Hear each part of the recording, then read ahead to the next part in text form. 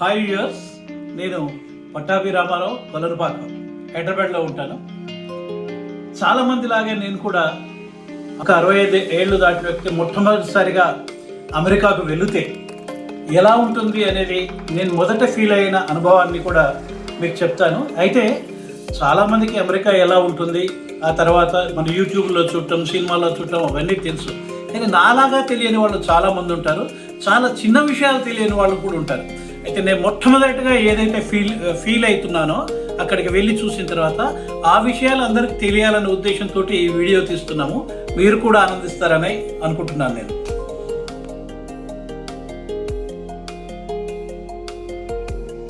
October 22వ తేదీన మా అమ్మాయి ఇంటి నుండి స్టార్ట్ అయ్యాం.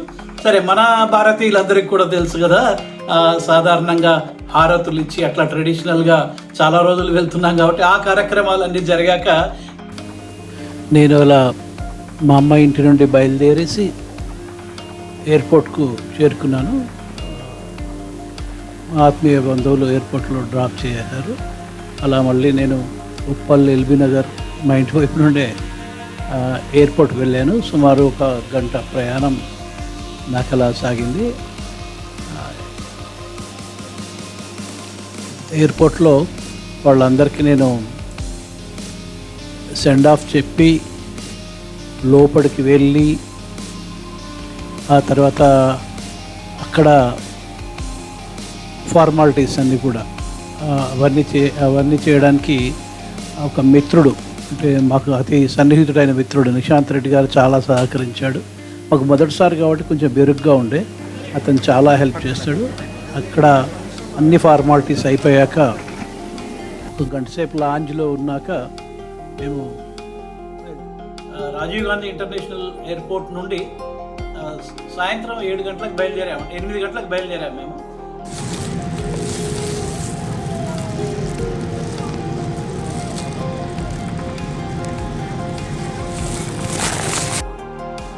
ఓకే, నేను రాత్రి 2:30 గంటలకు ఢిల్లీ ఇంటర్నేషనల్ ఎయిర్పోర్ట్ నుండి నా మొట్టమొదటి విదేశీయానం మొదలైంది. చాలా ఎగ్జైటింగ్గా కూడా ఉండే నాకు. అయితే మేము హైదరాబాద్ నుండి ఏవైతే పీపీఈ కిట్స్ అవన్నీ వేసుకొని వచ్చామో అక్కడ డిస్పోజబుల్స్లో వేసాం. మళ్ళీ మాకు అన్ని తనిఖీలు అయిపోయాక కొత్త ఇచ్చారు పీపీఈ కిట్స్ అవన్నీ, మాస్క్, ఫేస్ మాస్క్లు, గ్లౌజెస్, పీపీఈ కిట్స్ ఇచ్చారు. అవి వేసుకొని ఎయిర్ ఇండియా ఫ్లైట్లోకి మేము ఢిల్లీ నుండి, హైదరాబాద్ నుండి ఢిల్లీ వచ్చిన ఫ్లైట్ కన్నా కూడా ఈ ఫ్లైట్ బాగా పెద్దది, దాంట్లోకి చేరుకున్నాము. అయితే నాకు మిత్రులు, ఆత్మీయులు కొంతమంది ఏం చెప్పారంటే, ఈ మధ్యకాలంలో ఫ్లైట్స్లో సరిగ్గా ఫుడ్ ఇవ్వట్లేదు, మీరే చేసుకొని వెళ్ళండి. మేము చేసుకొని వచ్చాం నిజానికి. కానీ ఎయిర్ ఇండియా వల్ల ఫుడ్ చాలా ఎక్సలెంట్గా ఉంది. మంచి వెజిటేబుల్ బిర్యానీ వేడివేడిగా, మిగతా స్నాక్స్ అవన్నీ ఇచ్చారు. సఫిషియెంట్గా వాటర్ బాటిల్స్ ఇచ్చారు. ఇంకోటి ఏంటంటే, నాకు మొట్టమొదటి విదేశీ విమానయానం, అది విదేశీ విమానయానం కూడా. అలాంటప్పుడు మనసులో బెరుకుగా ఉంటుండే నాకు, ఇంగ్లీష్లో వాళ్ళు ఏం చెప్పింది అర్థమైద్దో కాదో అని. కానీ వాళ్ళు అలా ప్రయాణికులను గమనించి వాళ్ళు చక్కగా కోఆపరేట్ చేసి అన్ని విషయాలు అర్థమయ్యేటట్టుగా చెప్పారు. హిందీలో చెప్పారు, ఇంగ్లీష్లో కూడా చెప్పారు. కాసేపట్లోనే నాలో ఆ బెరుకుతనం అనేది కూడా పోయింది. నేను నిజంగా చాలా ఎంజాయ్ చేశాను ప్రయాణాన్ని కూడా. మంచి ఫుడ్ కూడా ఇచ్చారు. అలా నేను 18 గంటల 30 నిమిషాలు నేను ప్రయాణం చేశాను. ఢిల్లీ నుండి అయితే ఎప్పుడైతే బయలుదేరానో, నేను ఢిల్లీ నుండి బయలుదేరేసి Pakistan, Afghanistan, Turkey, Greece, Italy, తర్వాత స్పెయిన్, ఈ 8 దేశాలు దాటి మామూలు సముద్రాలు దాటుతూ అట్లాంటిక్ మహాసముద్రం కూడా, నార్త్ అట్లాంటిక్ మహాసముద్రాలు దాటుతూ నేను న్యూయార్క్ మరియు డెట్రాయిట్ పై నుండి చికాగో ఓఆర్డి ఇంటర్నేషనల్ చేరుకున్నాను. నేను చికాగోకు ఉదయం 8:30 గంటలకు అక్కడ చేరుకున్నాను.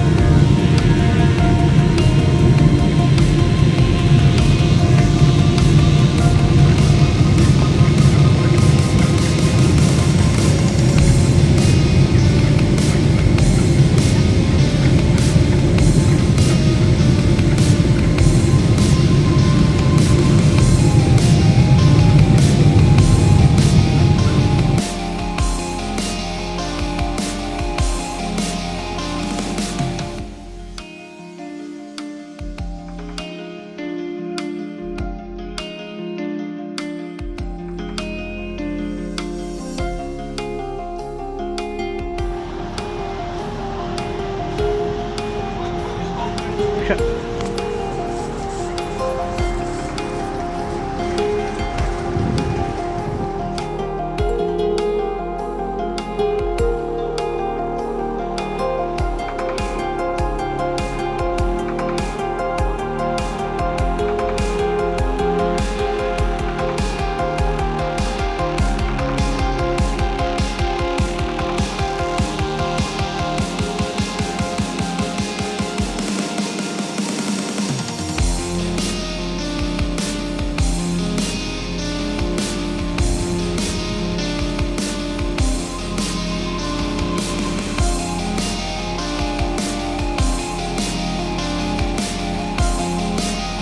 ఉదయం 8:30 గంటలకు చికాగో విమానాశ్రయంలో దిగాను.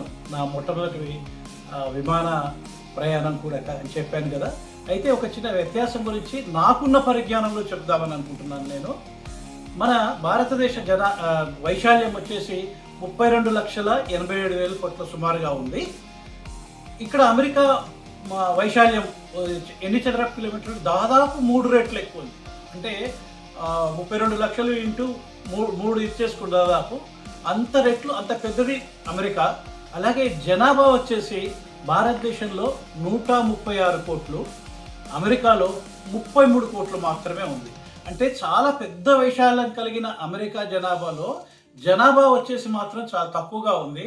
చాలా తక్కువగా ఉన్న వైశాల్యం కలిగిన భారతదేశంలో చాలా ఎక్కువ జనాభా ఉంది.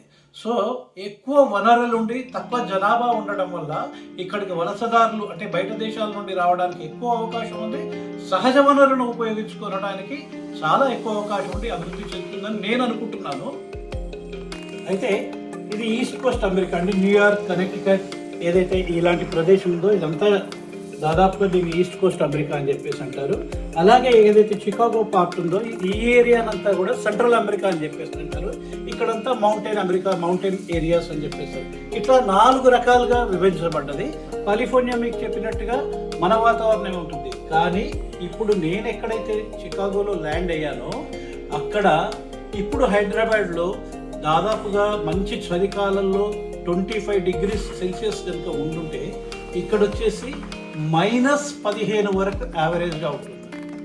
అంటే ఒక్కసారి దాదాపు 30 డిగ్రీల వ్యత్యాసంతో నేను ఇక్కడికి చికాగోలో అడుగుపెట్టాను. ఆ పరిస్థితి ఎట్లా ఉంటుందో మీరు ఊహించుకోవచ్చు.